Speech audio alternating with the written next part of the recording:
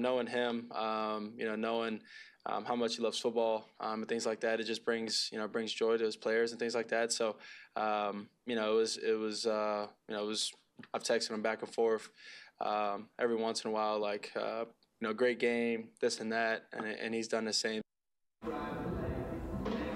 I'm being attacked right now by the American flag, just so, call my family if I don't make it out. That Caleb Williams was referring to is Commanders' offensive coordinator, Cliff Kingsbury. The two worked together just last year at USC. Kingsbury was the senior offensive analyst. So here's the deal. Kingsbury on Thursday on his former pupil. Just a tremendous competitor, wants to be great, works at it, and just insane talent. Some of the freaky, like Mahomes type throws he can make, and the vision, extending plays, the things he can do, and throw out platform was really unique. All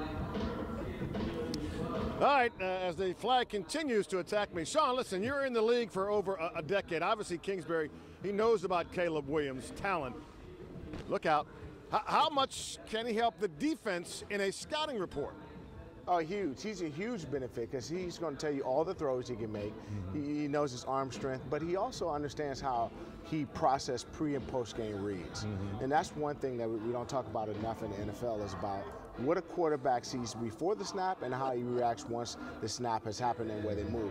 To the flip side of that, Caleb's very good at understanding Cliff's offense, so he can tell the defense for the Bears, here's what you're going to see, here are the reads, here's what we're looking at.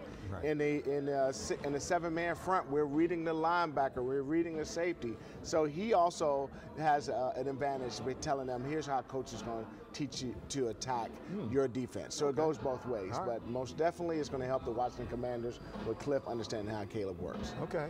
Chick, you all right? You okay? The sad part is, I think Topper's underneath this. I think we're never going to see Topper again. Look, so, okay, that's Caleb. Sean, look out now. I'm getting attacked. Do you think the Commanders are playing a little gamesmanship game here with Jayden Daniels, that he's definitely planning to play, and they're just saying, let's just leave the Bears up hanging here for a little while? 100%. That's one of the things I learned in the league. Never give the other side what you're thinking. Right. And obviously when Marcus came in and he played excellent against Carolina Panthers, but when you're talking about the level of Jayden and Marcus, Jayden has been outstanding. You got to play him a little different, and if you know he's in the game and he's banged up a little bit, you may think about blitzing a little more. Right. Bears aren't traditionally a blitz-heavy team. They get 3 sacks without blitzing, a game without blitzing. But guess what? If I know he's banged up a little bit and he's hurt, guess what I'm gonna do? I'm gonna poke the bear a little bit, see how he's feeling. Right. Take a shot. No pun intended. Poke the bear. Yeah. Good call there, Sean. Good call. Yeah. What's the risk of playing Jayden? I mean, obviously they've done their due diligence with Jayden Daniels if he can go, and he wants to go. Right. But we've been through this back in 2012 with another guy. Yes. We have PTSD from it. We have PTSD from the. No question. Yeah. Yeah. So are you playing Jayden?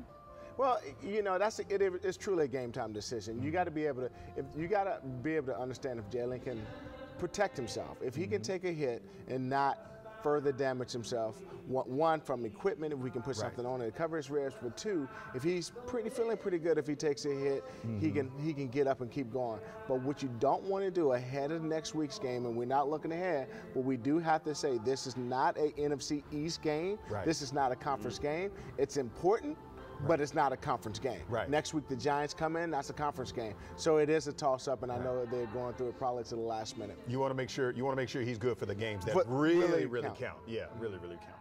All right. Buying or selling is sponsored by Coons Automotive. All right, this is the part of the show where we're asking you for your input. Each week we give you a game day prediction, and you have to decide whether you're buying or selling. And this week, we're saying that the Commanders' defense holds Caleb Williams under 200 yards passing. You know what? So far, Caleb he's starting to get comfy in the NFL versus the Jags. I know it was 2 weeks ago. 23 out of 29, 226 yards. He added 56 rushing. Washington has a weak secondary on defense. So I guess we're gonna start with you, Chick. Get your take first. Are you buying or selling? What's going to happen with Caleb? I am. No, I'm selling on this one. I'm selling on this one. Look, Caleb Williams, as we just talked about and documented, has been very good lately. The Bears team, 4 touchdowns in consecutive games. That hasn't happened for the Bears franchise in 68 years. And so the last 2 games for Caleb Williams, discounting obviously the bye week, he's gone over the 200-yard mark. So of the 6 games, he's gone over the 200-yard mark 3 times. I think Caleb Williams is very comfortable, and the onus is really on that Commanders secondary to stop an offense that is getting a lot of confidence in themselves.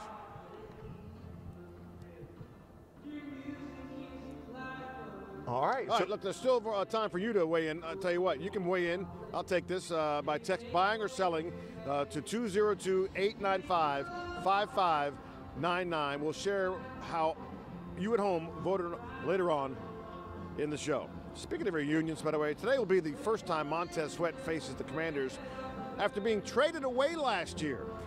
Up next, he shares if he holds a grudge against his former team. Oh boy, we hate grudges.